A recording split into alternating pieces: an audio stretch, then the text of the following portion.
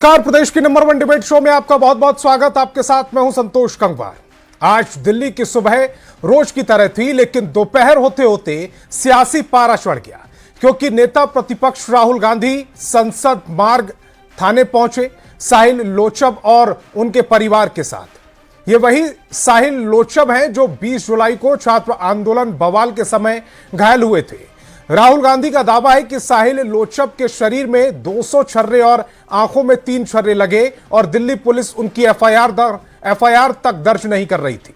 हालांकि राहुल गांधी संसद मार्ग थाने के बाहर ही धरने पर बैठ गए और करीब 5 घंटे तक धरने पर बैठे रहे। इसके बाद दिल्ली पुलिस दबाव में आई और अज्ञात के खिलाफ एफआईआर दर्ज कर ली गई। बीजेपी ने आरोप लगाया कि राहुल गांधी सियासी ड्रामा कर रहे हैं। बीजेपी सांसद रविशंकर प्रसाद का कहना है कि कांग्रेस वंदे मातरम के मुद्दे पर घिर चुकी थी और उसी से ध्यान भटकाने के लिए यह सड़क पर ड्रामा रचा गया है। जेपी नड्डा का आरोप साफ है, राहुल गांधी का यह धरना ना छात्रों के लिए है ना न्याय के लिए है। हालांकि 20 जुलाई से 13 अगस्त 2026 तक संसद का मानसून सत्र 25 दिन तक चला और 25 के 25 दिन संसद में सिर्फ हंगामा होता रहा।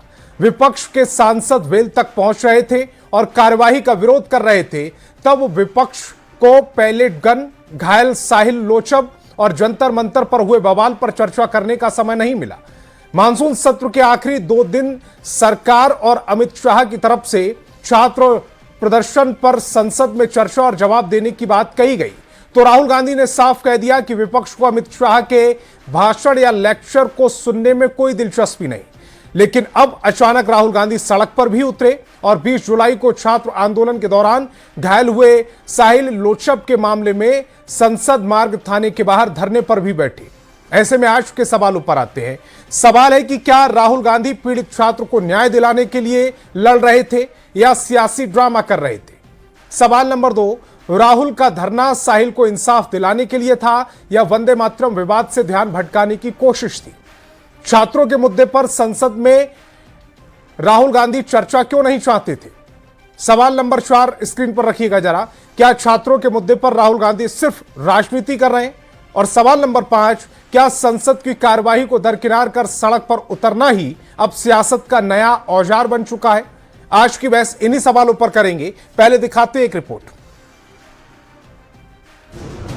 क्योंकि इनके शरीर में छर्रे हैं। राहुल गांधी खुद को सुर्खियों में जिंदा रखने के लिए यह कैमरा जीवी ड्रामा कर रहे हैं। दिल्ली में प्रदर्शन के दौरान पुलिस के बल प्रयोग और कथित पैलेट के इस्तेमाल को लेकर कांग्रेस एक बार फिर आक्रामक है। नेता प्रतिपक्ष राहुल गांधी पैलेट गन के पीड़ित साहिल के साथ संसद मार्ग थाने पहुंच गए और एफआईआर दर्ज करने की मांग पर अड़ गए। राहुल गांधी ने डीसीपी आवास के पास धरना भी दिया और आरोप लगाया कि 20 जुलाई के छात्र प्रदर्शन के दौरान साहिल को पैलेट गन के छर्रे लगे और उसकी आंख की रोशनी प्रभावित हुई। क्राइम तो हुआ है क्योंकि इनके शरीर में छर्रे हैं। हम सिर्फ ये कह रहे हैं कि एफआईआर दर्ज कीजिए। जब तक एफआईआर नहीं होगा तब तक हम यहाँ से नहीं हिलने वाले हैं, जिसमें साफ लिखा है कि इनके शरीर में 200 से ज्यादा छर्रे हैं, आंख में 3 छर्रे हैं, आंख इनकी खो गई है। राहुल गांधी के प्रदर्शन के बाद शाम करीब 5:30 बजे दिल्ली पुलिस ने अज्ञात के खिलाफ एफआईआर दर्ज कर ली। हालांकि बीजेपी का आरोप है कि उन्होंने ये सब किसी को न्याय दिलाने के लिए नहीं, बल्कि अपनी राजनीति चमकाने के लिए किया है। कि उनका मकसद किसी को न्याय दिलाना या जांच करवाना नहीं है, बल्कि सिर्फ हंगामा खड़ा करके कानून व्यवस्था को चुनौती देना। प्रदर्शन के दौरान पैलेट गन के इस्तेमाल पर दिल्ली पुलिस ने एफआईआर दर्ज कर ली है। सुप्रीम कोर्ट मामले में सुनवाई कर रहा है। सरकार ने भी इस मामले पर सदन में चर्चा के लिए विपक्ष को न्योता दिया, पर तब विपक्ष चर्चा के लिए तैयार नहीं हुआ। अब ऐसे में सवाल है कि सदन में चर्चा की जगह हंगामा करने के बाद क्या राहुल गांधी सड़क पर सियासी ड्रामा कर रहे हैं? Bureau report, news 18। तो चलिए मेहमानों से आपका परिचय कराते हैं। बीजेपी से मेरे साथ पीयूष शर्मा जी जुड़ रहे हैं, आरजेडी से डॉक्टर जयंत जिज्ञासु जी जुड़ रहे हैं, कांग्रेस से शिशिर कौंडिल्य जी जुड़ रहे हैं, जेडीयू से डॉक्टर निहोरा यादव जी जुड़ रहे हैं और वरिष्ठ पत्रकार के तौर पर ऋषि मिश्रा जी इस डिबेट का हिस्सा हैं। सभी मेहमानों का बहुत बहुत स्वागत। मेरा पहला सवाल शिशिर कौंडिल्य जी आपसे। आवाज मिल रही है शिशिर जी? मेरी आवाज मिल रही है शिशिर जी? शिशिर जी से संपर्क जरा करने की कोशिश कीजिएगा क्योंकि मामला इन्हीं के नेता से जुड़ा हुआ है। तब तक मैं बीजेपी प्रवक्ता की तरफ जा रहा हूं। पीयूष शर्मा जी, आज राहुल गांधी जी सड़क पर उतरे, संसद मार्ग थाने पहुंचे और वहां पर तकरीबन 6 घंटे तक वो बैठे रहे धरने पर। आखिरकार पुलिस झुक गई, एफआईआर दर्ज हो गई, तो 6 घंटे उनको इंतजार क्यों कराया?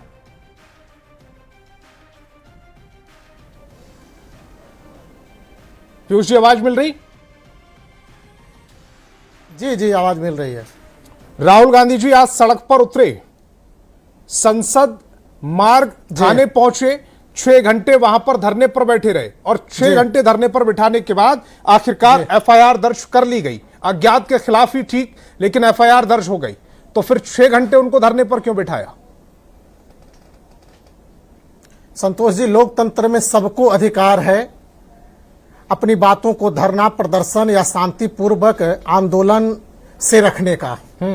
लेकिन देश की जनता नेता प्रतिपक्ष राहुल गांधी से यह जानना चाहती है, उन 108 पुलिस पदाधिकारियों जिसमें एसीपी, डीसीपी, इंस्पेक्टर व पुलिसकर्मी की मां, बहनें, उनकी बेटियां और नौनिहाल बच्चे ये जानना चाहते हैं कि राहुल गांधी आज यदि एक व्यक्ति के लिए धरने पर बैठे, थाने के बाहर धरने पर बैठे, उन 108 पुलिस पदाधिकारियों, पुलिस कर्मचारियों के लिए तो अपनी जुबान से एक शब्द खोलने का काम करते। जिन्होंने सिर पर लाठियां खाई, जिनके सिर पर पत्थर मारे गए, जिनके चेहरे पर लाठियां चलाई गई, जिनके पीठ पर, जिनके पैर पर पत्थर मारे गए, उनके लिए भी तो राहुल गांधी एक शब्द अपनी मुंह से आवाज लगाने का काम करते, या धरना, प्रदर्शन या मीडिया के समक्ष ही आकर के उन बातों को, उनकी भी मांगों को मांगने का काम करते, उनके भी बातों के लिए एक शब्द कहने का काम करते। अगर राहुल गांधी जी की 20 जुलाई को सीजेपी द्वारा, अगर राहुल गांधी जी की मांग में दम नहीं था तो फिर ये 6 घंटे बाद एफआईआर कैसे लिख गई? दूसरी चीज संतोष जी, हमारी पुलिस ने ही एफआईआर करने का काम किया और हमारी पुलिस ने ही न्याय देने का काम करेगी। 6 घंटे पहले जब वो पहुंचे, राहुल गांधी जी के दबाव में एफआईआर की गई। राहुल गांधी जी के दबाव में कोई एफआईआर नहीं की गई है। हमारी पुलिस पहले से ही निष्पक्ष जांच, मामले की जांच कर रही है। और दूसरी चीज मैं यह भी पूछना चाहता हूं, जो राहुल गांधी जी आज नौटंकी करने का काम कर रहे हैं, अपनी सस्ती लोकप्रियता हासिल करने के लिए इस प्रकार के हथकंडे उठाने का काम कर रहे हैं, केवल फोटो फुटेज के लिए इस प्रकार के कारनामे करने का काम कर रहे हैं। देश के गृह एवं सहकारिता मंत्री, सदन का महत्वपूर्ण सत्र 20 जुलाई से लेकर के 13 जुलाई तक चला। 12 अगस्त को देश के यशस्वी गृह एवं सहकारिता मंत्री ने लोकसभा स्पीकर को एक पत्र देकर स्पष्ट उन्होंने लिखित यह पत्र देने का काम किया।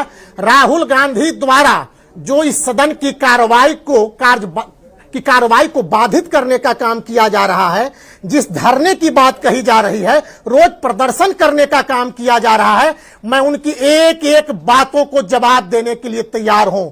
राहुल गांधी सदन में आकर के चर्चा करें। संतोष जी, आप भी जानते हैं इस देश में कानून कहां से बनता है? इस देश में कानून देश के सर्वोच्च सदन के माध्यम से देश का कानून बनता है, जहां कोई बातें झूठी नहीं बोली जाती है, जहां कोई बातें झूठी नहीं बोली जाती है, जहां कोई बातें अभी उनके नेता के दबाव में आकर पुलिस ने एफआईआर दर्ज कर ली अज्ञात के खिलाफ।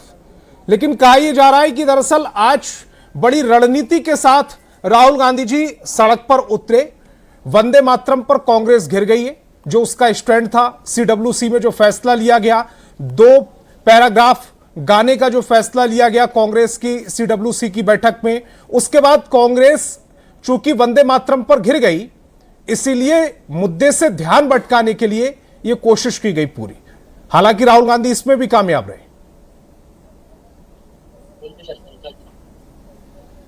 देखिए संतोष जी, क्या है ना कि नैरेटिव बनाने का है, कौन किस हिसाब से इस देश में नैरेटिव बना रहा है ये उसका डिस्कशन है।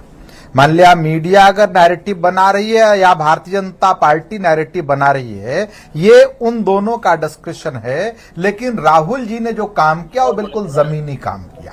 दरअसल समझिए, आप लोग पायलट गन चला रहे हैं। अभी मैंने आपके स्क्रीन पे देखा, जो आप स्लग चला रहे हैं उसमें पायलट गन लिखा हुआ है, बल्कि जो गोली चली वो संतोष जी पायलट गन से गोली नहीं चली। पायलट गन में तो रबर की गोली होती है। ये तो सुप्रीम कोर्ट ने बाकायदा बैन किया हुआ है। ये 12 बोर का बंदूक है जिससे छर्रे निकलते हैं। उस बंदूक से गोली चली और साहिल को कई छर्रे लगे, आंखों की रोशनी चली गई। यानी कि साहिल को आप कह रहे हैं 200 छर्रे लगे और तीन छर्रे उसकी आंख में लगे आपके मुताबिक, और वो जिंदा है। बिल्कुल नहीं, तो आप क्या छर्रे से मौत होती है क्या? 200 छर्रे बॉडी में लगेंगे, मौत हो तो वो 200 छर्रे बॉडी में लगेंगे। बॉडी के किस पार्ट में जाकर लगेंगे? मेरा कहना नहीं, संतोष जी, अगर 10 ही छर्रे लगे, छोड़ दीजिए 200 छर्रों। नहीं, राहुल गांधी का दावा है, छोड़ कैसे दें? नेता प्रतिपक्ष का दावा है, ऐसे छोड़ देंगे? भाई सुन तो लीजिए सर, मैं कानूनी बात कर रहा हूं। 10 छर्रे ही लगे और उस बंदूक से लगे जिस बंदूक को सुप्रीम कोर्ट ने बैन किया। तो आखिर किसके आदेश से वो बंदूक? ये मामला सुप्रीम कोर्ट में है, ये सवाल उठता है। ये मामला सुप्रीम कोर्ट में है या नहीं? शिशिर जी, सुप्रीम कोर्ट ने क्या कहा था? सुप्रीम कोर्ट ने क्या कहा था? जरा आवाज दीजिएगा शिशिर कौंडिल जी की मेरी ईपी में। जी सुन लीजिए, मेरा ये कहना है कि अगर सुप्रीम कोर्ट में सुनवाई चल रही है तो क्या एफआईआर लॉन्च करने से सुप्रीम कोर्ट ने मना किया है क्या? इसमें तो मैं आपके साथ था सर। तो जो है वो उस पर एफआईआर लॉन्च नहीं होगा। शिशिर जी, इसमें तो मैं आपके साथ था। मैंने पीयूष जी से सवाल पूछा इसी को लेकर। मैंने कोर्ट ने एक स्पेशल कमिटी, मैं कह रहा हूं सुप्रीम कोर्ट ने स्पेशल इन्वेस्टिगेटिव कमिटी बनाई है एक रिटायर्ड जज की अध्यक्षता में। इससे क्या होगा? क्या एफआईआर लॉन्च नहीं होगा? क्या जो है कोई क्राइम के बदले एफआईआर लॉन्च करने के लिए जांच कमेटी रोकती है कहीं कानूनी रूप से? ये कहीं कानून में है बाध्यता? इसीलिए अगर गलत हुआ है और जिम्मेदारियों का निर्धारण अभी तक नहीं हुआ है तो एफआईआर होना चाहिए। जिसने भी गलत किया है इन्वेस्टिगेशन हो उसके खिलाफ और कार्रवाई हो। इस कारण राहुल जी ने वहां पे इनिशिएटिव लिया और ये छात्रों से हित से जुड़ा मामला है, इसीलिए छात्रों के हित में कांग्रेस पार्टी खड़ी है और हम सभी खड़े हैं उसके साथ। लेकिन सवाल यह पूछा गया आपसे सवाल यह पूछा गया था, 20 तारीख का यह मामला है। साहिल जो घायल हुआ 20 तारीख को, 20 जुलाई को, और आज तारीख है 21 अगस्त। 21 अगस्त को अचानक से राहुल गांधी तब निकल रहे हैं जब वंदे मातरम पर कांग्रेस घिरी हुई है। सर क्या है ना, राजनीति में टाइमिंग का बहुत महत्वपूर्ण। अगर कोई क्राइम होता है, सुन लीजिए ना सर, अगर कोई क्राइम होता है और कोई व्यक्ति उसमें घायल होता है तो पुलिस की यह जिम्मेदारी बनती है कि उस हॉस्पिटलाइज्ड व्यक्ति के पास जाकर के और उसका बयान दर्ज करे और एफआईआर लॉन्च करे। पुलिस ने यह काम नहीं किया। पुलिस पूरे मामले में कोताही दिल्ली पुलिस की क्राइम कंट्रोल टीम अल्टीमेटली जब हॉस्पिटल से, शिशिर जी तथ्यों पर बात करते हुए चलते ना, ऐसा ना हो कि एक तरफा नैरेटिव चल जाए, पुलिस के खिलाफ एक तरफा नैरेटिव चल जाए। इस पूरे मामले में जांच चल रही थी, दिल्ली पुलिस की स्पेशल क्राइम टीम इस पूरे मामले की जांच कर रही है। भाई देखिए, नहीं जांच चलती। एफआईआर हुआ किसके खिलाफ? अननोन के खिलाफ। एफआईआर के बाद जांच नहीं चल सकती थी क्या? आखिर अभी तक एफआईआर लॉन्च क्यों नहीं हुआ? वो व्यक्ति अस्पताल में भर्ती रहा 20 दिनों तक, अभी तक एफआईआर लॉन्च क्यों? पुलिस को तो वहां जाना चाहिए था, उससे बयान लेकर के एफआईआर लॉन्च करना था, उसके बाद इन्वेस्टिगेशन करवाना चाहिए था उसमें। और बाकायदा उसके लिए इन्वेस्टिगेटिव टीम होती है, वो इन्वेस्टिगेट करती है किसी भी मैटर को, उसका सुपरविजन होता है बाकायदा। लेकिन सवाल यह है कि यह सब कुछ नहीं हुआ क्योंकि यहां पे जो है जिस प्रकार से अराजकता की स्थिति भारतीय जनता पार्टी ने ला करके अराजकता की स्थिति में देश को खड़ा कर दिया है, यह पूरा देश देख रहा है। तो हम प्रमुख विपक्षी दल होने के नाते क्या जनता के इश्यूज को नहीं उठाएं? क्या उसको लेकर के और कंसर्न अथॉरिटी के पास नहीं जाएं? ये हमारी जिम्मेदारी बनती है और उसी जिम्मेदारियों का निर्वहन जो है करते हुए राहुल जी वहां पहुंचे। और उनके धरने के बाद देखिए पुलिस की ढिठाई देखिए, इस सरकार की ढिठाई देखिए कि नेता प्रतिपक्ष इस देश के राहुल गांधी थाने पहुंचते हैं और अल्टीमेटली 6 घंटे धरने पर बैठने के बाद जो है वो एफआईआर लॉन्च होता है। पहले एफआईआर लॉन्च करने से मना कर दिया जाता है। जरा समझ लीजिए ये स्थिति है इस देश की, इतनी अराजकता हो रही है इस देश में। और आप कह रहे हैं कि ऐसा क्यों हो रहा है? ऐसा क्यों? कानूनी बात है साहब, ऐसा क्यों हो रहा है? वंदे मातरम जैसे राष्ट्रीय मुद्दे पर अब यही प्रवचन देंगे। पीयूष जी, अब बीच इन्हीं में का नहीं। प्रवचन हम सुने। न्योरा जी की तरफ जा रहा हूं मैं, न्योरा जी की तरफ जा रहा हूं, यही प्रवचन देंगे तो इन्हीं का प्रवचन सुनते हैं। न्योरा जी की तरफ जा रहा हूं।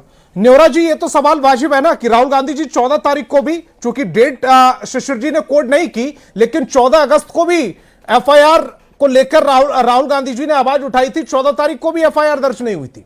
अगर 20 तारीख का यह मामला है और जिस लड़के को लेकर आज वो अस्पताल पुलिस थाने पहुंचे वो अस्पताल में भी रहा है, तो ये तो फिर पुलिस की पहली जिम्मेदारी होनी चाहिए थी कि वो एफआईआर दर्ज करती अपनी तरफ से। ऐसा है संतोष जी, कोई व्यक्ति अगर सिर के बल चले तो लोग बहुत देखते हैं। और आदरणीय राहुल गांधी जी 2 मर्तबे सिर के बल चला तो जनता को देखने का अवसर मिला। एक तो जो प्राइम मिनिस्टर के क्षेत्राधिकार में इलीगल रूप से धरना जा कर दिया तो देश में के लोगों ने देखा, और इस बार जो एफआईआर करने के लिए थाने में बैठ गए। देखिए यहाँ कॉन्स्टिट्यूशनल प्रोविजन भी है। राहुल गांधी जी के पास तो बड़े बड़े वकील हैं और बहुत एडवाइजर हैं। अगर राहुल गांधी जी को जाने की आवश्यकता था ही नहीं, वहाँ सिर्फ राजनैतिक रूप से अपने आप को देश और दुनिया में दिखाने के लिए हो गए। नई एफआईआर होता है, उसका प्रोविजन है। आप ऊंचे अधिकारियों के पास जाइए, ऊंचे अधिकारी नहीं मानते हैं तो न्यायालय है और भी संवैधानिक संस्थाएं हैं।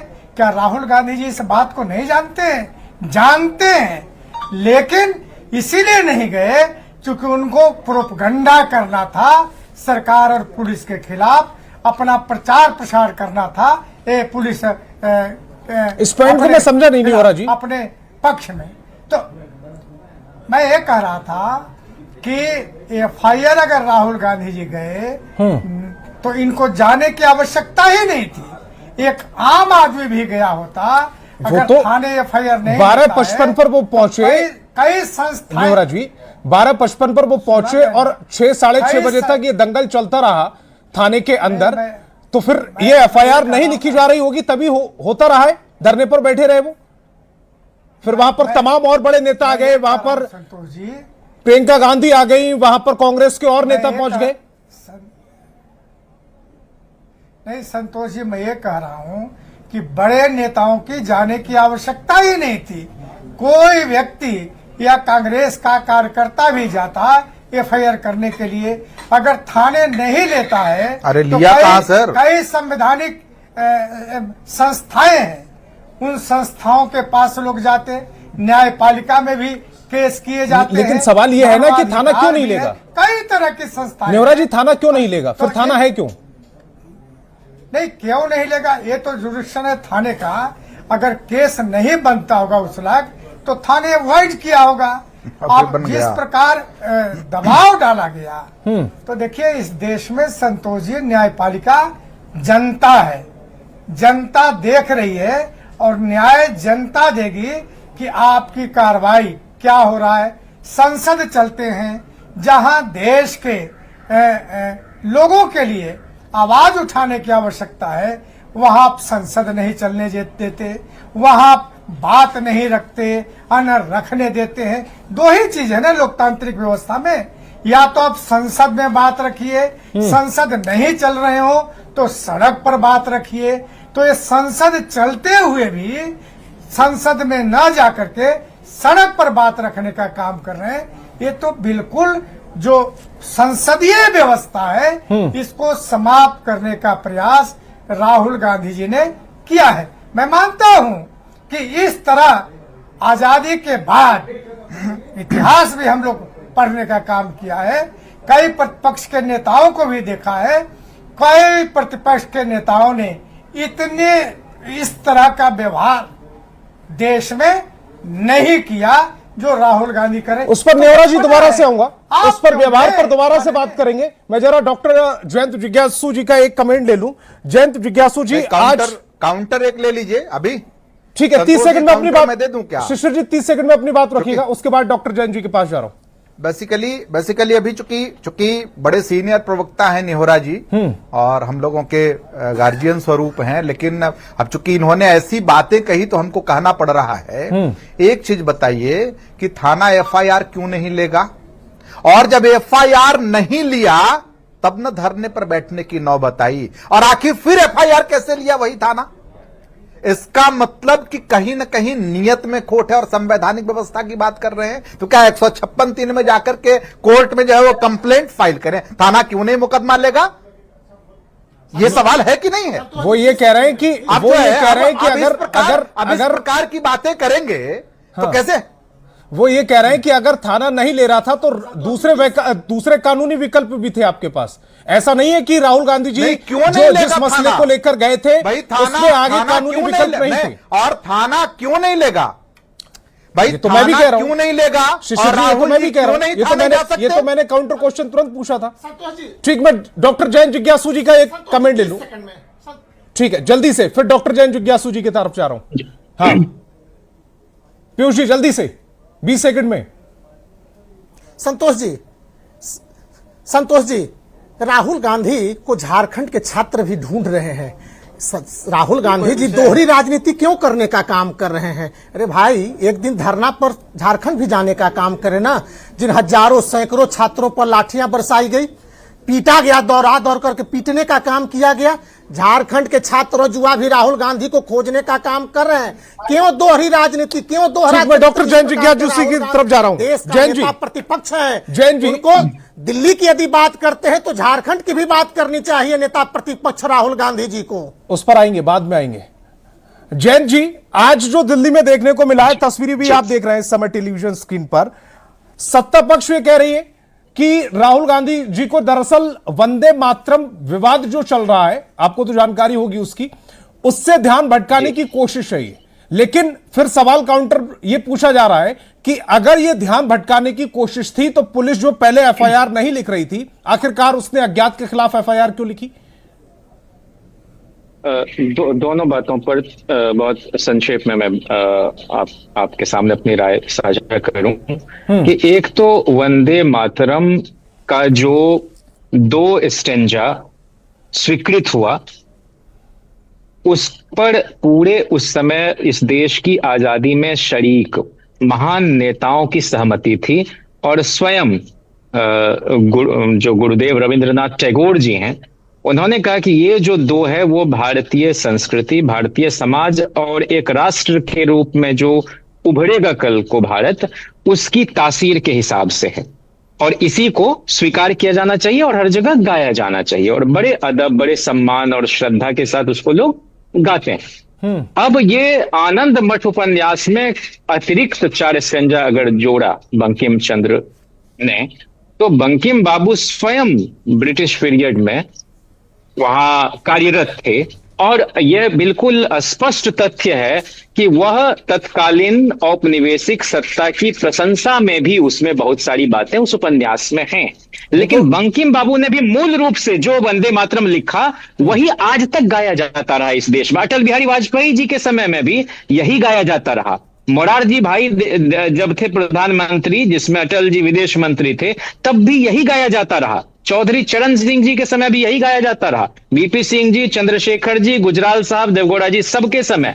तो ये नया, इसमें ध्यान भटकाने जैसी कोई बात नहीं है। अब दूसरा जो आपने कहा कि आज जो दिल्ली में एफआईआर दर्ज कराने के लिए नेता प्रतिपक्ष लोकसभा को जाना पड़ा, अब आप इसी से अंदाजा लगाइए कि हमारे थानों में जो जनसाधारण है उसका एफआईआर दर्ज करने में कितनी कठिनाई का सामना करना पड़ता होगा। आप एफआईआर दर्ज करते हैं, वो तो फर्स्ट इंफॉर्मेशन रिपोर्ट है, उसके बाद उसकी जांच होती है, तमाम चीजें होती हैं। लेकिन दिल्ली में जो कुछ भी हुआ उसको सबने देखा, लेकिन यह तो एक पर्टिकुलर केस है जिसमें उस नौजवान की आंख की रोशनी गई है और वो अपनी बात कहने जा रहे हैं और नेता प्रतिपक्ष को मजबूरन वहां धरना पर बैठना पड़े और 5 घंटे के इंतजार और जद्दोजहद के बाद एफआईआर लिया जाए, तो ये तो मुझे लगता है कि बहुत ही चिंताजनक स्थिति है। दूसरा कहा गया कि लेकिन सदन में जयंत जी, राहुल गांधी जी ने भी उसी छात्रों को चुना जो उनकी राजनीति को शूट कर रहा था। 108 पुलिसकर्मी जो चोटिल थे, 108 पुलिसकर्मी जिनके परिवारों ने आकर प्रेस कॉन्फ्रेंस की थी, उस पर राहुल गांधी जी ने कोई स्टेटमेंट नहीं दिया।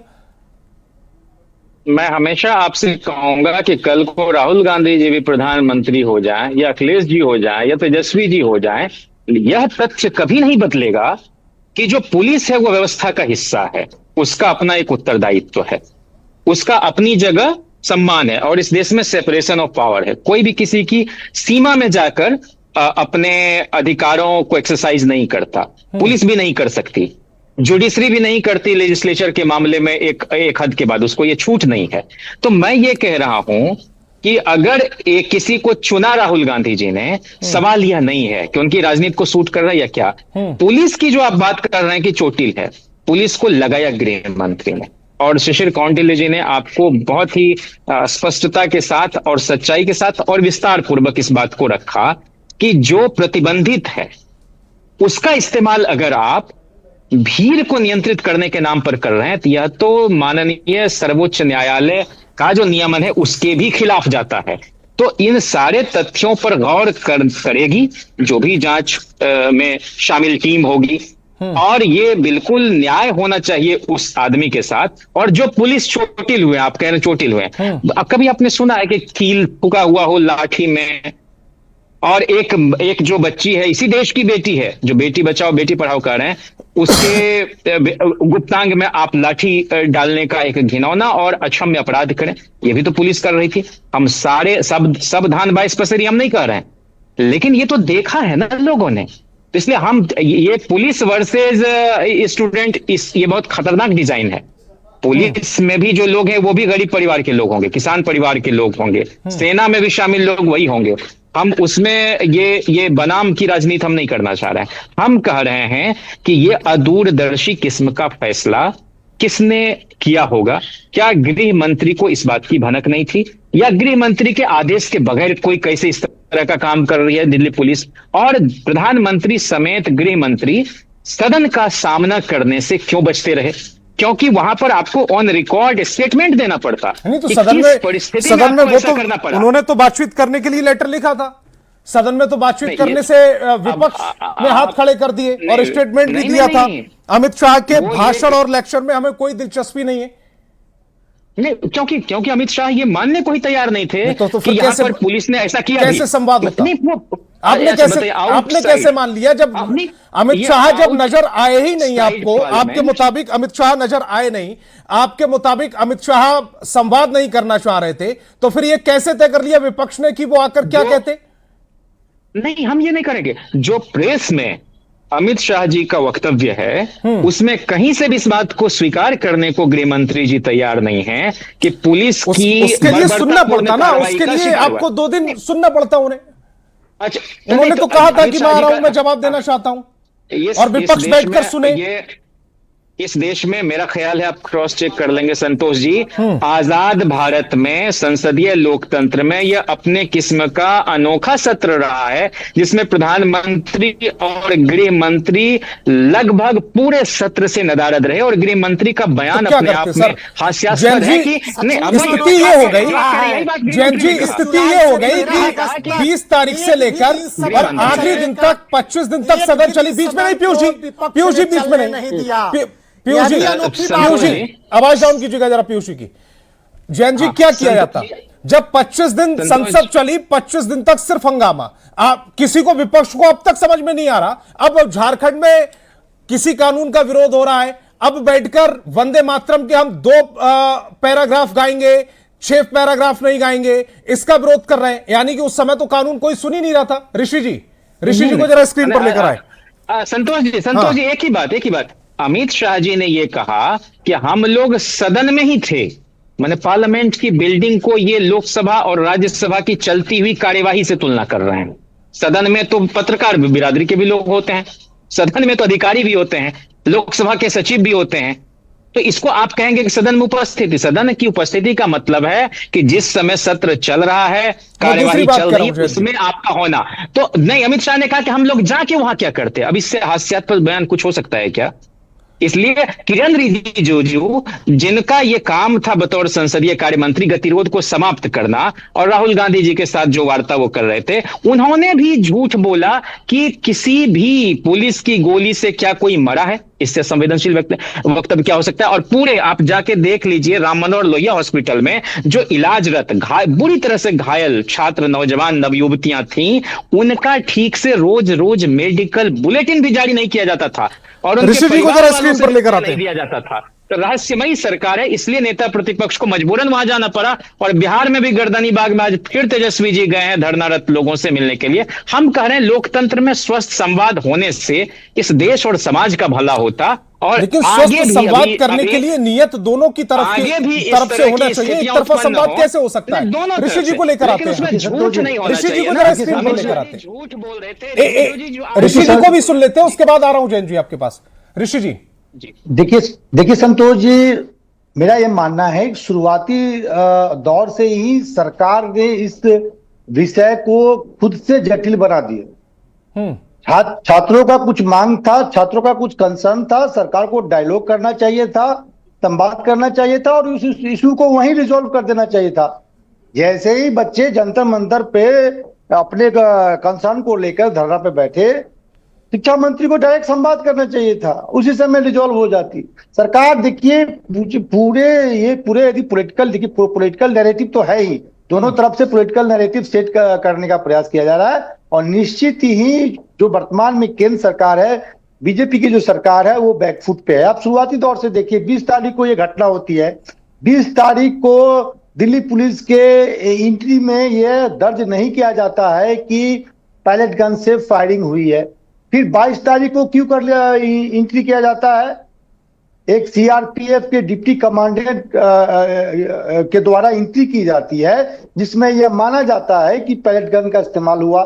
तब जब पार्लियामेंट में जितेंद्र सिंह जो राज्य मंत्री हैं, उन्होंने पार्लियामेंट के सदन पे कहा कि किसी प्रकार का पैलेट गन से फायरिंग नहीं हुई है। तब जाके ये जो सीआरपीएफ के जो कमांडेंट है वो एंट्री करते हैं। उन्होंने कहा कि डीसीपी के आदेश पे हुआ, तो उस डीसीपी के विरुद्ध क्या कार्रवाई हुई? नंबर टू जो महत्वपूर्ण बातें हैं संतोष जी, लेकिन इस पर जो ऋषि जी, इस पर जो सुप्रीम कोर्ट का स्टेटमेंट आया था, सुप्रीम कोर्ट ने कहा था कि जब इस तरह का कोई बड़ा आंदोलन होता है और भीड़ इकट्ठा होती है और उसका जब कंट्रोल हाथ से निकल जाता है तो पैलेट गन का इस्तेमाल जायज है। वो परिस्थितियों पर निर्भर करता है। महत्वपूर्ण सवाल आपने किया। ये सरकार पहले ही मान लेती, मैं यही कहने जा रहा था, सरकार ये पहले ही मान लेती कि परिस्थिति ऐसा डेवलप हो गया कि दिल्ली पुलिस को इस प्रकार का स्टेप लेना पड़ा। तो सरकार पहले ये क्यों मानी कि ये पैलेट गन का इस्तेमाल नहीं हुआ? मेरे कहने का ये अर्थ है कि सरकार ने पूरे स्थिति को खुद खराब किया है। सरकार एक तरफ कहती है कि ये अराजक तत्व है, दूसरी तरफ उसी अराजक तत्व के दबाव में आप शिक्षा मंत्री का इस्तीफा ले लेते हैं। यही जो लड़का जो एफआईआर के लिए घूम रहा था, करीब 7-8 दिन से घूम रहा था, कई विद्वान पैनलिस्ट कह रहे हैं कि कमेटी बना दिया गया। कमेटी तो 2 या 3 दिन पहले बनी है। कमेटी से पहले वो लड़का घूम रहा था एफआईआर के लिए। राहुल गांधी का बयान है इस पे, तो आप एफआईआर ले लेते। तो जो आज जो डेवलपमेंट हुआ है, जिससे सरकार बिल्कुल बैकफुट पे है, आज जो कहीं ना कहीं विपक्ष को इतना बड़ा फुटेज मिल रहा है, वो फुटेज तो नहीं मिलता। तो तमाम जो डेवलपमेंट हुए हैं संतोष जी, इसमें कहीं ना कहीं सरकार, मतलब आप ये कह रहे हैं कि 20 तारीख से लेकर 20 जुलाई से लेकर आज तक की स्थिति में राहुल गांधी को और इस पूरे मामले को पढ़ने में सरकार नाकाम रही है। बिल्कुल नाकाम रही है। आज जब राहुल गांधी के उसी समय एफआईआर ले लेते हैं। जेपी नड्डा का बयान देख लीजिए, जेपी नड्डा कह रहे हैं कि राहुल गांधी पूरे माहौल खराब कर रहे हैं। जब कमेटी बन गई है तो फिर शाम में एफआईआर लेने की क्या जरूरत थी? अब एफआईआर नहीं लेते। लेकिन इस पूरे मामले पर राहुल गांधी का स्टैंड भी एक तरफा नहीं है। बिल्कुल एक तरफा है। राहुल गांधी झारखंड क्यों नहीं गए? राहुल गांधी यदि छात्रों के सिर्फ बयान, आप अन्य मामले में आप खुद धरना पे बैठ जाते हैं। झारखंड में मामला आता है क्योंकि आप सरकार में हैं, झारखंड में क्यों नहीं धरना पे बैठे? ठीक है, आपने मुख्यमंत्री से संवाद किया, आपने बयान दिया, आप झारखंड क्यों नहीं गए? लेकिन जो परिस्थितियां डेवलप हो रही है, इसमें सौ और मात का खेल है। और निश्चित ही पहली बार केंद्र सरकार, जो बीजेपी की सरकार है, वो बैकफुट पे है। यदि समय रहते हुए इसको यदि रिजॉल्व नहीं कर पाती है तो आने वाला समय केंद्र सरकार के लिए और भी जटिल होगा। संतोष जी। ठीक, पीयूष जी। संतोष जी, देश की जनता ने आज राहुल गांधी के दोहरे चरित्र को फिर से एक बार देखने का काम किया। भाई, नेता प्रतिपक्ष राहुल गांधी जी को न देश की संसद पर विश्वास है, न देश की सर्वोच्च न्यायालय की कानून व्यवस्था पर विश्वास है। देश के सर्वोच्च न्यायालय द्वारा इस मामले में, धरना प्रदर्शन के मामले में हाई लेवल कमेटी का निर्माण किया गया है, जो एक एक मामलों को सूक्ष्म तरीके से जांच करने का काम कर रही है। कब हुआ? क्या चाहते हैं राहुल गांधी? क्या चाहते हैं राहुल गांधी? देश को अराजक स्थिति में, कमेटी का देश जो को गठन हुआ अराजक कब हुआ? स्थिति में भेजने का है। संतोष जी, माननीय अरे भैया, आपको पता, आपको न्यायालय पर विश्वास नहीं है, आपको न्यायालय पर विश्वास नहीं है, आपको संसद पर विश्वास है क्या? आप तो दोहरे चरित्र वाले लोग हैं। एक साहिल के लिए आपने धरना प्रदर्शन करने का काम किया, 108 पुलिसकर्मियों, पुलिस साहिल को छोड़ दें के लिए साहिल, जुबान तो आप खोलने का काम इस देश करते। का बच्चा आप नहीं है क्या? संतोष जी, राहुल नेता पर संतोष जी दम बच्चा है, हम उसका सम्मान करते हैं, तब तो दिल्ली पुलिस ने FIR दर्ज करने का काम किया। और दिल्ली पुलिस, हमारी पुलिस 6 घंटे तक लूडो खेल रहे थे वहां, काम कर रही है। एक बिंदु, 6 घंटे इंतजार करा दिया आपने। राहुल गांधी जी के साथ पूरी कांग्रेस वहां डटा दी। ये क्या खेल रहे थे वहां पर? संतोष जी, केवल आओ सब बैठकर वहां पर बैठ के चाय पिए। से केवल ध्यान भटकाने के लिए इस प्रकार की बातें करने का काम कर रहे हैं। वंदे मातरम पर चूंकि ये घिर चुके हैं, इसलिए ध्यान भटकाने के लिए इस प्रकार के नौटंकीबाजी करने का काम कर रहे हैं। समझ नहीं रहे हैं इस बात को, क्या कितना बड़ा नुकसान समझ रही है। वो अपना पहुंचा रहे हैं अपने पार्टी का। देश की जनता को ज्ञात। अरे भैया, अभी राष्ट्रीय जनता दल के प्रवक्ता कह रहे थे, वंदे मातरम के मुद्दे पर समझाने का काम कर रहे थे भारतीय जनता पार्टी को। अरे, एक तुष्टीकरण की राजनीति को सफल बनाने के लिए आपने राष्ट्रगीत को अपमानित करने का काम किया। आज जिस प्रकार से वंदे मातरम पर मैं डिबेट कल कर चुका हूं। मिलिट्री के वर्दी को आज हमारा अपमानित करने का वंदे काम मातरम कर रहे नहीं है। हैं। उन्होंने संतोष जी, राहुल गांधी, मैं फिर कह रहा हूं, देश की संसद की गरिमा को भी धूमिल करने का काम किया, माननीय सर्वोच्च न्यायालय की प्रतिष्ठा को भी धूमिल करने का काम किया, और देश की पारा मिलिट्री, ठीक, मैं शिशिर जी से एक रिएक्शन करने का काम शिशिर करती है, जो बहन बेटियों की रक्षा करने का काम करते हैं, उनकी वर्दी का भी आज इन्होंने धूमिल करने का काम किया। शिशिर जी, इस पूरे मामले में चूंकि आपको शूट कर रहा है एक तरफा स्टैंड, तो आपका जो स्टैंड है इस पूरे मामले में, छात्र आंदोलन 20 तारीख से लेकर अब तक, ये तो सच है, इसको तो मानिए ना मानिए शिशिर जी, आप एक तरफा तो चले, आपकी राजनीति को शूट कर रहा है, ठीक है। नहीं, जैसे एक चीज बताइए कि क्या इस साजिश में हम भी शामिल हो जाएं? ये कितनी बड़ी साजिश। अभी जयंत जिज्ञासु जी ने कहा इस बात को लेकर के कि पुलिस वर्सेस छात्र, मतलब ऐसा कहीं देश में हुआ है? इस प्रकार की जो बातें हो रही हैं, इस प्रकार के इश्यूज उठ रहे हैं, कैसा नैरेटिव खतरनाक तैयार किया जा रहा है।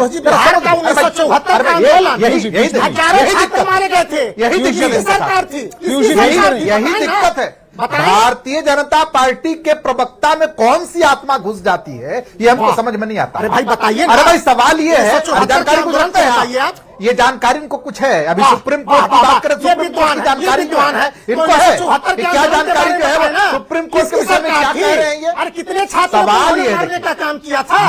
मैं आपको, अरे सुनिए, पहले सुनिए, जानकारी ले लीजिए। वैसे जानकारी के आंदोलन की बात बता दीजिए। भारतीय सरकार थी, लगातार इंटरप्ट नहीं हो गई बात जी।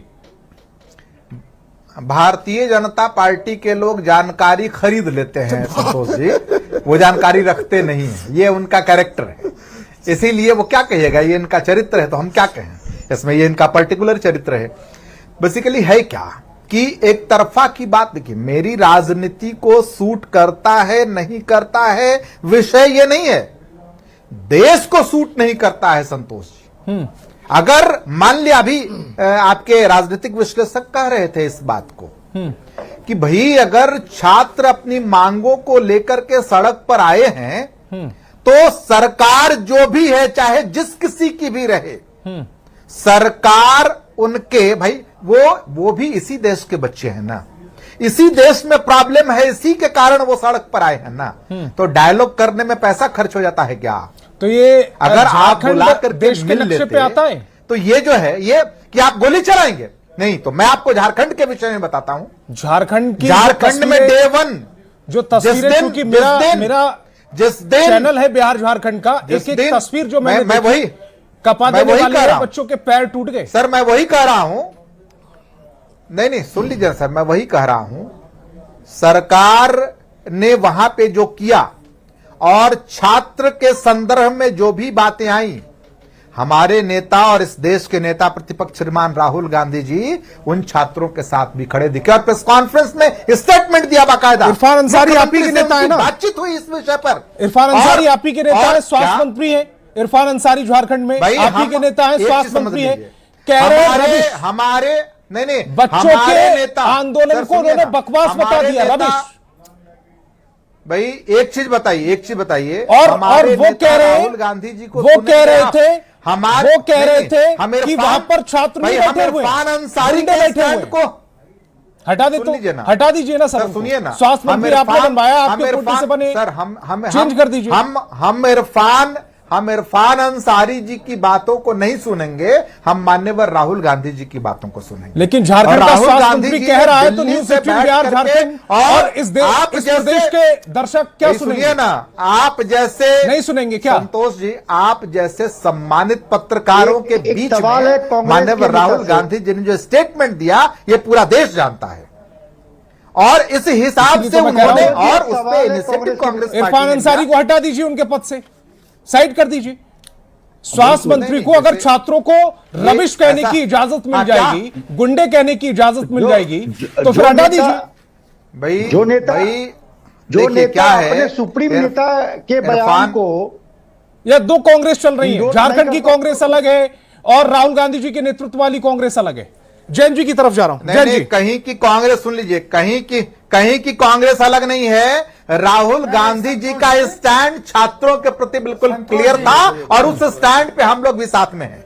जैन जी, राहुल गांधी जी का स्टैंड छात्रों को लेकर क्लियर था, लेकिन इरफान अंसारी अनाप शनाप बोलते रहे छात्रों को लेकर। अब मैं उसमें ये जानता हूं कि पूरा इतिहास गवाह है कि जब किसी भी पार्टी के सर्वोच्च नेता का कोई वक्तव्य आता है तो उसी को आधिकारिक राय समझा जाता है। हाँ, ये आप जरूर कह सकते हैं कि अगर वहां के स्वास्थ्य मंत्री ने कोई बयान दिया और जो उस तरह से संवेदनशील नहीं है तो ये मान के चला जाता है कि जो टॉप लीडरशिप की राय है वही अंतिम राय। जैसे तो अभी के संसदीय कार्य मंत्री जी से जब पूछा गया कि इंदिरा जी पर क्यों इस तरह की स्तरहीन बातें की जा रही हैं, तो उन्होंने कहा क्या हमारे किसी मिनिस्टर साथी ने कोई वक्तव्य दिया? तो पता चला कि निशिकांत दुबे जो गोड्डा के एमपी है, उन्होंने अल्लर बल्लर जो उनकी आदत है, तो उन्होंने स्पष्ट कहा कि ये कोई भी सीरियस आदमी हमारी पार्टी का कोई भी बयान पूर्व प्रधानमंत्री के खिलाफ या उनकी मर्यादा के प्रतिकूल नहीं दिया। इसका मतलब कि खुद किरण रिजिजू ही कह रहे हैं कि भाजपा के जो एमपी है निशिकांत दुबे वो नॉन सीरियस हैं, कोई गंभीरता से उनको नहीं लेता। कई बार इस तरह की बातें हर दल में होती है। सहयोगी होने के नाते मैं आपकी मजबूरी समझ रहा हूं। मैंने इरफान अंसारी पर सवाल पूछा, आप निशिकांत दुबे पर ले जाकर बैठ गए। हमारी पार्टी निशिकांत दुबे ने रविश नहीं कहा, वही अंतिम राय होगी ना। इरफान अंसारी ने रविश कहा। मैं एक बात कह रहा हूं कि अगर तेजस्वी जी की कोई राय है और हमारी कोई राय है, या हमारी पार्टी में मान लीजिए कोई जनरल सेक्रेटरी या प्रदेश अध्यक्ष की राय होगी, तो यही माना जाएगा, या तेजस्वी जी की राय और लालू प्रसाद जी की राय, तो माना जाएगा कि राष्ट्रीय अध्यक्ष की राय अंतिम है। कार्यकारी राष्ट्रीय अध्यक्ष को भी उसी लाइन को टो करना होता है। तो राहुल गांधी जी, जाहिर सी बात है कि वरिष्ठ नेता हैं, पूर्व कांग्रेस पार्टी के पूर्व राष्ट्रीय अध्यक्ष भी रहे हैं, लीडर अपोजिशन है वो लोकसभा में, तो उनकी राय को ही अंतिम राय समझा जाए, हम तो यही कहेंगे। तो और मतलब वो उनकी राय वहां के आंदोलनकारियों के पक्ष में है। उन्होंने कहा कि मुख्यमंत्री जी को संवाद स्थापित करके गतिरोध को दूर करना चाहिए। यही राय हमारे नेता तेजस्वी जी की भी है, हमारी पार्टी के भी एक जो है एमएलए संजय जी, वो वहां मिनिस्टर हैं। तो हम सब लोग इस पक्ष में हैं कि आंदोलनरत चाहे सरकार में हम हो कि प्रतिपक्ष में हो, उनके साथ बिल्कुल सहानुभूति पूर्वक संवाद स्थापित किया जाना चाहिए, तभी जाके समस्याओं का निदान होगा। और कोई सीनियर वजह लीडरशिप इसीलिए वो की सड़क पर जिम्मेदारी थे। क्या थी? इरफान अंसारी को डांटते, उनको बताते कि किस भाषा का इस्तेमाल किया जाता है। नहीं, निश्चित तौर पर वो कांग्रेस पार्टी की जो लोकतांत्रिक रिवायत है उसके थोड़ा हटके उनका बयान है, तो कांग्रेस पार्टी के जिम्मेदार नेता ने जरूर उनको कहा होगा कि इस तरह नेहरा जी को की स्क्रीन लहजे पर लेकर से आए। बचना चाहिए। नहीं, नेहरा उसके बाद कोई बयान नहीं आया उनका, क्योंकि नहीं आया। राहुल जी, गांधी जी। जी ने स्पष्ट किया, संतोष जी, राहुल गांधी जी ने कहा कि नथिंग मैटर कि वो इशूज कहां का है, लेकिन इशूज अगर छात्रों का है तो कांग्रेस पार्टी छात्रों के साथ है। It was the statement of Rahul Gandhi. Nehra ji, और फिर उसको जो है, उसको फिर इस बात सत्ता उसके बाद पक्ष को, इरफान या अंसारी यूं का कहें कोई कि स्टेटमेंट झारखंड नहीं में विपक्ष को इस पूरे मामले में राजनीति नजर आ रही है। नहीं संतोष जी, मैं एक बात मैं कहना चाहूंगा कि हंसना और गाल फुलाना दोनों एक साथ नहीं हो सकता है। राहुल गांधी जी और विपक्ष के लोग दोनों एक साथ करते हैं हंसना और गाल फुलाना। हम लोग छात्रों के हितों के खिलाफ नहीं है। जो भी छात्र के हित रहे और जो भी घटनाएं घटी उसकी निष्पक्षता से जांच हो रही है। आपने ही चर्चा किया, ये बड़े बड़े लोग बोल रहे हैं छात्रों को। हम तो 74 का आंदोलन भी देखा है। हम तो किस प्रकार छात्रों पर शांतिपूर्वक जुलूस जो असेंबली लेकर लोग जा रहे थे, किस प्रकार गोलियां चलाई गई। एक दिन 18 मार्च को कई दर्जन लोग मारे गए, वह भी दिन हमने देखा है। तो उस समय छात्रों के लिए, चूंकि सत्ता में थे सारे लोग, तो दर्द नहीं था। मैं आज भी कहता हूं कि हम लोग जैसा आदमी आज भी, चाहे सरकार हो चाहे कोई वो हो, छात्रों के लिए दर्द है। जो जायज मांगे हैं उस जायज मांगों के प्रति हमारी संवेदना। तो नेहरा जी, क्या ये जो दर्द है वो सेलेक्टिव है कि कुछ छात्रों के लिए दर्द है, कुछ छात्रों के लिए नहीं है? अगर सेलेक्टिव नहीं है तो फिर ये जो साहिल नाम का लड़का है, इस पर एफआईआर, इसकी एफआईआर क्यों नहीं ली जा रही थी? नहीं, जब जांच हो रही है उसकी निष्पक्ष तरीके से, तो पहला काम एफआईआर कराने का होता ना। ऐसा है ना, जो संतोष जी, जब जांच होते हैं, जांच अधिकारी जो भी रिपोर्ट देता है उसके आधार पर कार्रवाई होती है। पहली बार भी ये संतोष जी हम लोगों ने देखा कि नेता प्रतिपक्ष जहां बात उठाना चाहिए था न उठाकर थाने में बैठे एफआईआर के लिए। ये अच्छा नहीं लगा, और ये लोकतंत्र के लिए और संसदीय प्रणाली के लिए मुझको अच्छा नहीं लगा कि नेता प्रतिपक्ष वहां जाकर थाने में बैठे। हाँ, राजनीतिक रूप से यदि कोई हलचल मचाना चाहते हैं तब तो हमको कोई नहीं है, जनता भी देख रही है।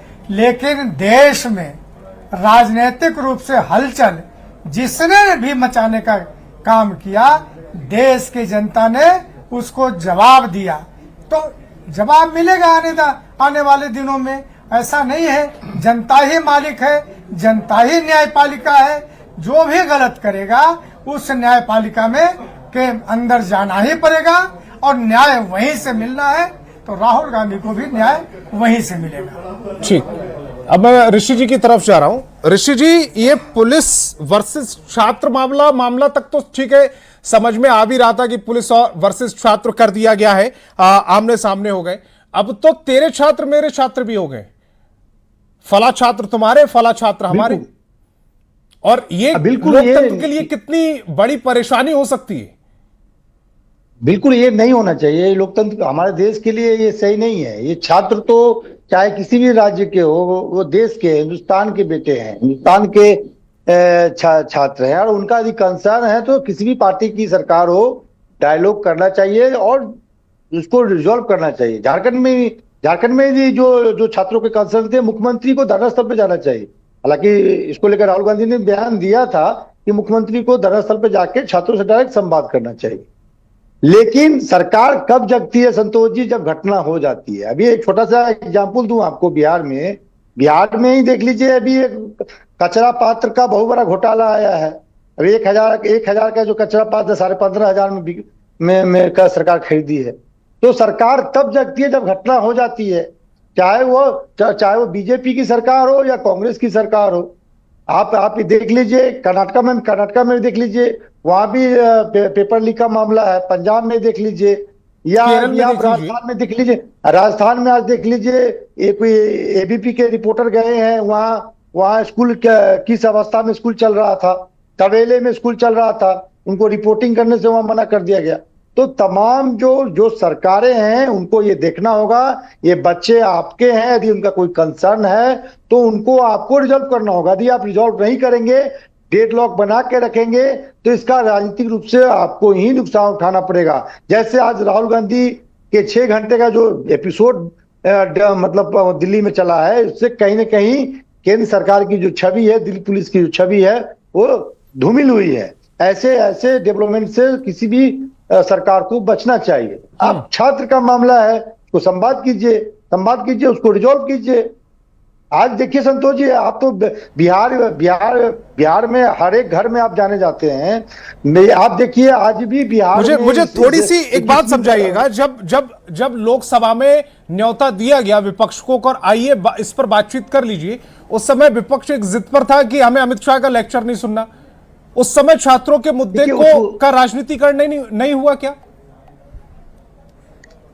देखिए, उसमें अमित शाह जी ने ये पिन पॉइंट ये नहीं किया था कि जो पैलेट गन जो चली है उस पे वो मतलब अपना संबोधन रखेंगे। नहीं, ये तो कहा था कि छात्रों के सारे मुद्दे पर वो बात करने को तैयार है। उसमें वो भी था पैलेट गन वाला। सारे मुद्दे नहीं, विपक्ष चाह रही थी कि पैलेट गन पे अमित शाह बयान दे कि किसके कहने पे पैलेट गन से फायरिंग हुई है, जिसको लेकर सरकार बच रही थी। सरकार ने कहा 1 घंटे का समय चाहिए, जो जिसमें गृह मंत्री जवाब देंगे। हालांकि आपने देखा होगा कि जितेंद्र सिंह ने पहले ही ये मान लिया था, सदन के पटल पे उन्होंने कहा था कि किसी प्रकार की फायरिंग नहीं हुई। मेरे पास समय कम है पीयूष जी, जल्दी से 20 सेकंड में अपनी बात रखिएगा। डेडलॉक था सरकार और विपक्ष के बीच में। संतोष जी, ये राजनीतिक विश्लेषक है या किसी दल के प्रवक्ता है? ऐसे नहीं, पीयूष जी, पूरे देश की जनता ने देखा है, हमारे संसदीय ये आक्षेप नहीं लगाते हैं किसी पर। आप वो अपनी बात को रख रहे हैं, आप उन पर किसी पार्टी से जोड़ दे रहे हैं उन्हें। मेरे पास समय कम है, इस डिबेट को यही रोकना पड़ेगा। तमाम मेहमान मेरे साथ जुड़े, आपका बहुत बहुत शुक्रिया। लेकिन आज जो तस्वीरें नजर आई दिल्ली से, जिस पर कोहराम मचा हुआ है, 6 घंटे तक एक थाने में रहे राहुल गांधी जी और 6 घंटे बाद आखिरकार उस थाने में वो एफआईआर दर्ज कराई गई, जिसको लेकर 6 घंटे तक मशक्कत करनी पड़ी। इन तस्वीरों ने कई सवाल खड़े कर दिए। बहस बिहार की में फिलहाल इतना ही।